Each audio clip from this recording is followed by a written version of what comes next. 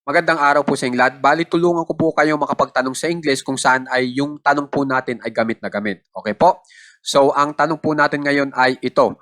Ilang taon na ako o kaya gaano na ako katanda? So, pag in-English nyo po yan, maalin man dyan, isa lang po ang ibig sabihin sa English o isa lang po yung translation at ito po yon. How old am I? Okay po? Pag ang ginamit nyo naman po ay ilang taon ka na o gaano ka na katanda, ang English naman po ay how old are you? Pag ang ginamit nyo naman po ay ilang taon na tayo o gaano na tayo katanda o kaya ilang taon na kami o gaano na kami katanda, pag in English po ay how old are we?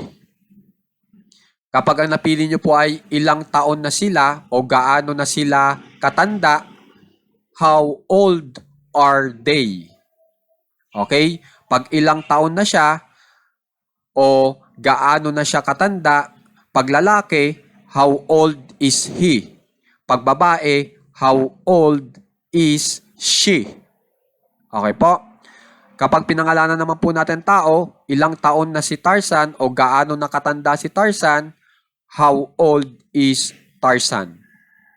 Okay? Pag ang pinangalanan po natin ay dalawang tao o higit pa, ito naman po, ilang taon na sina Tarzan at Jane o gaano nakatanda sina Tarzan at Jane, pag in-English nyo po, how old are Tarzan and Jane?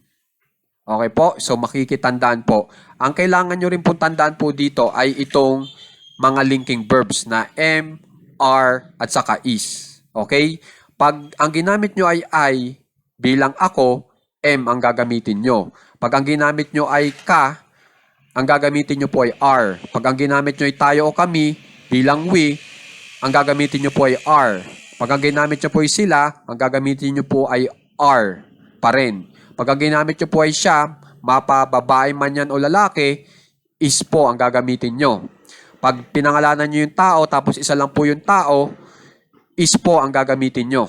Kaya is Tarzan. Pero pag ang pinangalanan nyo po ay dalawa o higit pa, are po ang gagamitin nyo. Okay po? So, yan lang po yung kailangan nyo tandaan at makakapagtanong na po kayo ng tama para malaman po yung taon noong ating kausap. Okay po? So, sana makiki-practice po at makikipag-aralan ng maigi. Maraming salamat po.